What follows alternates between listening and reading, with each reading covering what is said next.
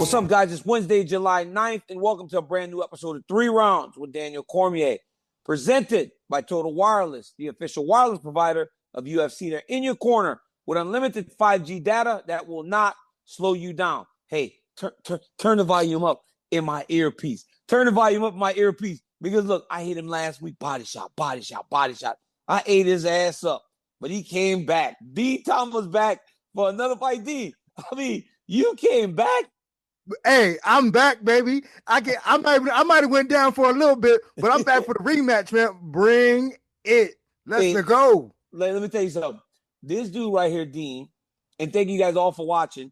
Dean came prepared to fight last week, but as you guys know, I'm always ready to go 3 rounds with Dean Thomas, Chris Weidman, you, Dominic Cruz. It don't matter who steps up to the plate or who steps in this octagon with me. When there's talking, the boy DC is ready for a fight. So let's go.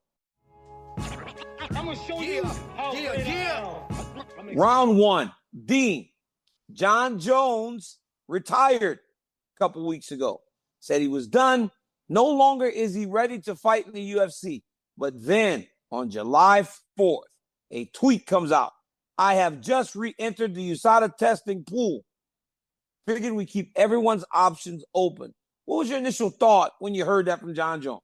My initial thought when I heard that was, this dude just love attention. He love attention. He just trying to keep his name out there. He love attention.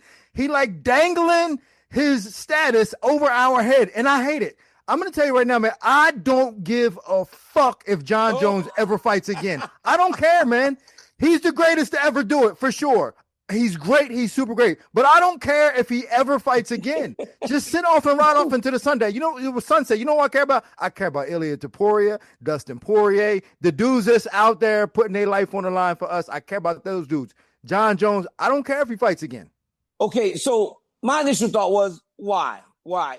So I figured he was trolling. I thought he was trolling. I thought he was messing with the fans, kind of giving them a hard time because he knew how much they wanted him to fight Tom Aspinall, but then he didn't. And he says, you know what? This don't mean enough to me. I'm done. My biggest issue is, why are you playing with people's emotions? It seemed like that's something he's been doing quite a bit lately. Now, I will say this. Dean, we have not seen Jon Jones fight often. And I don't like, you put me in a very uncomfortable position because you say stuff like you don't care if he ever fights again. I don't want to be the guy. You don't make me be the guy that's like, well, we need Jon Jones. You try to do this shit to me on purpose. No, you can agree with me on this. I mean, you said it. I've read the news lines, man. You said it. You wanted to see him fight at the White House. Yeah, that would be kind of cool, right? If we need an American to go to fight at the White House, yeah, Jon Jones is the guy probably. But man, I just don't like when these dudes, we spent a year and a half talking about him not fighting. A year and a half. I'm like, yo, just ride off, dog. You had a great career. You had 2 great Hall of Fame careers. Just ride off into the sunset. Stop playing with our emotions, man. I'm tired of it. Hey, so Jon Jones had the 205-pound career that was Hall of Fame. Jon Jones had a heavyweight career where he's champ, defended the belt, Hall of Fame. Jon Jones is like the last person we saw that had 2 careers that was Hall of Fame where there was Barry Bonds. Barry Bonds in Pittsburgh was a Hall of Famer. Barry Bonds in San Francisco was a Hall of Famer, but he's not in the Hall of Fame. So my question to you is, when he walked away, Jon Jones, he comes back, does he get, he gets into the Hall of Fame, right? Barry Bonds is not in the Hall of Fame because of all the drug stuff. Jon Jones is going into the Hall of Fame, right? He's going into the Hall of Fame. I mean, I know it's sad. It's hard to say that, but he's going into the Hall of Fame. I know he's got so many different transgressions. The drug stuff, his personal life is all like, obviously you don't want to use him as a role model for your kids. Yeah. But what he's done inside the octagon is definitely Hall of Fame worthy. You can never take that away from him. He's Hall of Fame worthy, but I'm not telling my son to look up to him as a role model. Put it that way. So Dean, you said you don't care if he fights again, but you're telling me that if Tom Aspinall and Jon Jones comes back, because here's the deal. If Jon Jones says, I'm fighting again, it has to be Tom Aspinall. How in the world can you say, I'm not really buying into that? Is it just because he's been gone so long that you just push it out of your mind? Has it become like Conor McGregor? It's become like Conor McGregor. It's the Conor McGregor thing. Now, if Jon Jones came back, signed on the dotted line that he was fighting Tom Aspinall, yeah, I'd be excited for it. I'd be in the front row to watch it. But the fact that he's dangling this carrot over our head about fighting, it completely is despicable. Like, just leave, man. Just leave it. I mean, is it really for attention? Does he need attention that bad? It feels like that, right? It feels like Conor does that. Him and like Conor both do that. every big moment, they kind of attach themselves to the story to try to make sure that their name stays relevant. And I agree. I don't like that. I don't love that so much when guys do that, when the story should be about the active fighters. But if he decides he wants to fight, sure. I don't think he has to have an option but to fight that guy, though. He said it's good to be the hunter now and not the hunted. I don't think it changes anything. He's still the champion, right? He walked away with a belt. Don't keep rolling around playing with our emotions and the fans' emotions because you know they want to see you fight. So you either fight or you hit the door. Dean and I actually agree, even though I just said it much nicer than my man Dean Thomas. I'm gonna show you how Alex Pereira just turned 38 years old. Alex Pereira has been a whirlwind of a fighter in the UFC. He's been an amazing ambassador for the UFC. He's been the most active champion for the UFC. Ultimately, though, he just lost his championship. And as you age, it gets a little more difficult to keep up what he was doing in terms of performances. So my question to you, Dean, is it too late for Alex? Or can Alex Pereira at this age still recapture what made him such a lightning bolt of energy and positivity in mixed martial arts? There's no one in MMA harder on older fighters than I am. I've said it about Kamaru Usman and all these other guys as they get older. I've said it's too late for them. But I think Alex Pereira is the exception in this case for a couple of different reasons. First off, I think he's got a style that limits or that actually helps him in terms of his age. He doesn't move his feet a lot. He doesn't wrestle a lot. And he's just got power the guy is running into. So he's not putting a lot of wear and tear on his body in training probably. And he definitely doesn't put a lot of wear and tear on his body during fights. Secondly, he is in top 3 worst divisions in the UFC. Top 3 worst divisions in the UFC. Really? Which means that all he's got to do is probably not even fight again. He should probably get an immediate rematch because there's no one else in the division really that warrants a rematch or a fight against Magomed Ankalaev. So what are the worst divisions in the UFC, Dean? Light heavyweight. So I'd say light heavyweight is the number 3. Then I would say heavyweight, and then I would say women's bantamweight. Really? You think those are the 3 worst divisions? Yeah, Kayla Harris is the champ there. Yeah, and she came in and just beat everybody up in like seconds. So I mean, it's the worst. It's the 3 worst divisions in the UFC: light heavyweight, and women's bantamweight. So Alex Pereira at 38 can still go out there and win a championship and still defend it probably 3 more times. So my thing with Alex Pereira is this, right? I don't understand how a guy who had such a long kickboxing career doesn't carry more of the damage that you sustain in that type of environment, especially when it's all striking, right? Alex Pereira was a world champion kickboxer, and he doesn't, bro, when I met Shogun and I met Nogueira, those guys, they were walking like they had the longest careers of all time. Yo, them dudes are like they were in their early 30s. Bro, Jose Aldo's like 34 years old. But he carries the years of competition. It doesn't seem like Pereira has that. I don't understand it either. Honestly, I saw Minotauro at the fights a couple weeks ago. He's my age. He looked like he was in his early hundreds. Yeah, bro. I was like, how is this dude my age? I mean, he gave me the little dead fish handshake. He looked crippled. Hard careers and hard training and hard sparring. Remember the stories that we would hear about those guys back in the day? And I trained with that guy when he was younger. Those were some hard training sessions, and those take a toll on you. Pereira hasn't seemed to have that. Now, he got knocked out bad versus Adesanya. That was that one is very damaging. But outside of that, right, even the Ankalaev fight, he didn't take that much damage. He got controlled. But my question to you is this, right? Does he get an immediate rematch, or does he want the immediate rematch? Because how much better can he fight against Ankalaev than he did the last one? Because Ankalaev never took him down. I know. And you're right about that. I mean, that's kind of the the big question, can he do something different? I'm not sure he can do anything different, but I do think that maybe he's always one punch away from changing the course of a fight. So that's why I think that if you give him another 25 minutes against Ankalaev, he might find that punch. And I think that's his best chance of winning that fight, is to be able to find that punch. I think he should get an immediate rematch, because I don't trust, as much as I like Khalil Roundtree, as dangerous as he is, that abysmal performance he had in Azerbaijan against Jamal Hill, I thought it was a terrible performance for ABC. I thought when you go out there, they play college football at that time. You're supposed to go out there and show out. He dominated Jamal Hill.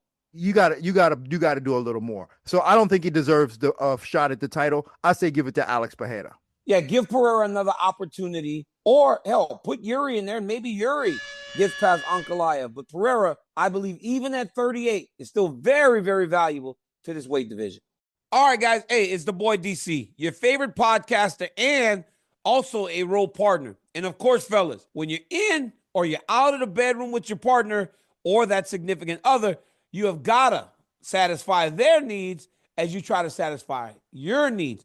It's so important. Hey, the one thing about Ro, when you're in the bedroom, our guys at Ro Sparks, they got your back. With his long-lasting functionality, Ro Sparks are a 2-in-1 prescription treatment for guys who want more controlled erections. And it doesn't take long either, because after they dissolve, they work in about 15 minutes on average. Ro connects guys with medical providers 100% online, so you don't have to waste time in the waiting room. And if approved, treatment ships directly to your door. For me, honestly, it's a no-brainer.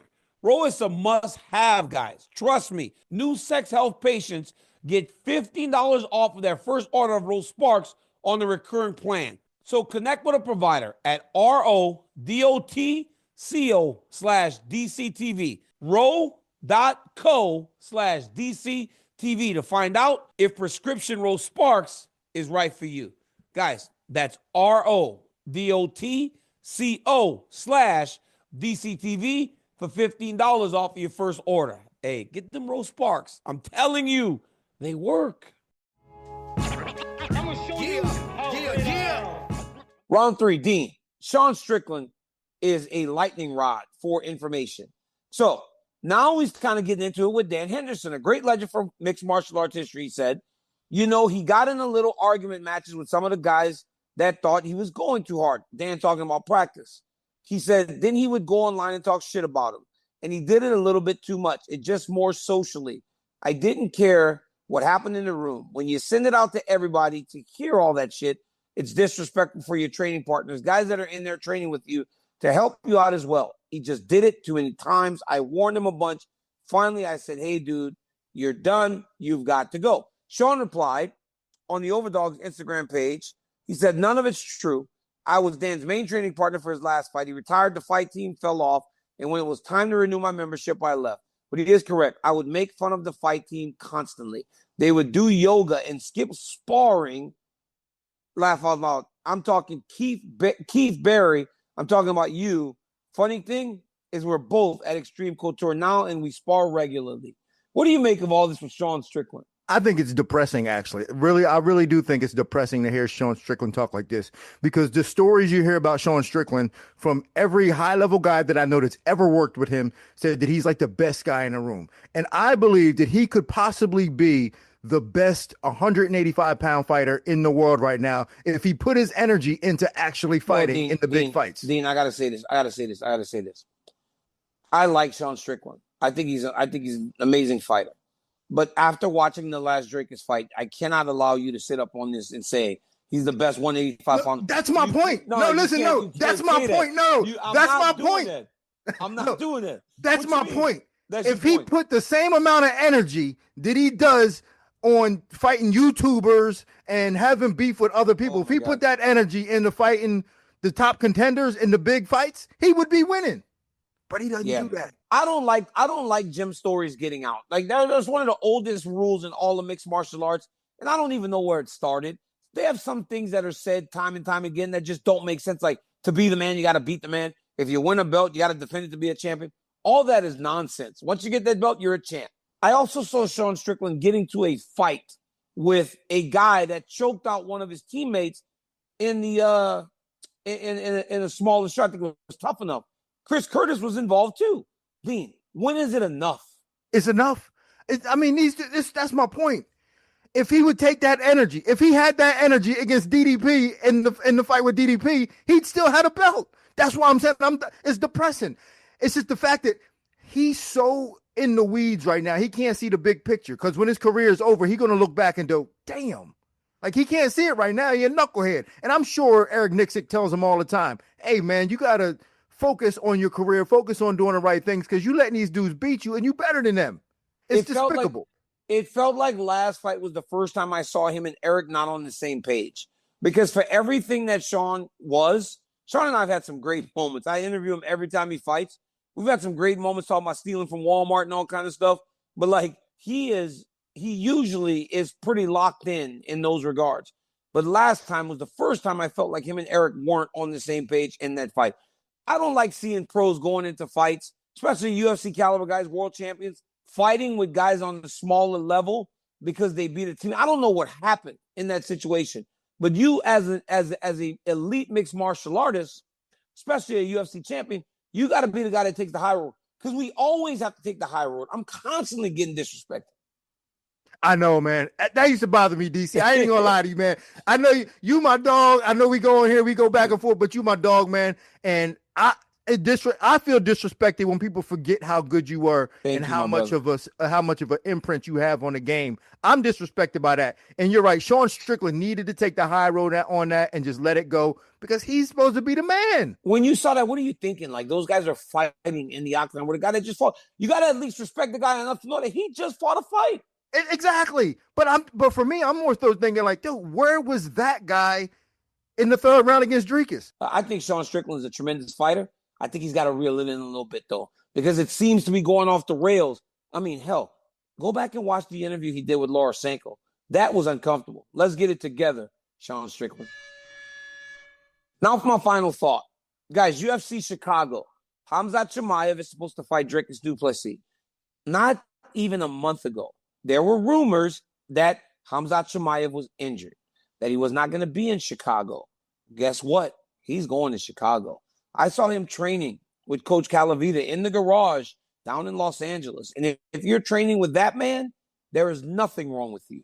Because the way that he pushes his athletes, the way that he works them to exhaustion, the way that he really does test you mentally, physically, that means you cannot be injured. And if Khamzat Chimaev was to have any issue with Dricus du Plessis, as we saw with Gilbert Burns and Kamaru Usman, it would be the longer fight and the cardio. If there's a guy that can get him ready, it is Coach Cal. It seems like he's doing all the right things. But hold on a minute. You do not look past DDP. Time and time again, people want to disrespect this young man. He is a dominant champion, and he intends to get the job done again at UFC 319 down in Chicago. I can't wait. I was so bummed when I heard that fight may be canceled.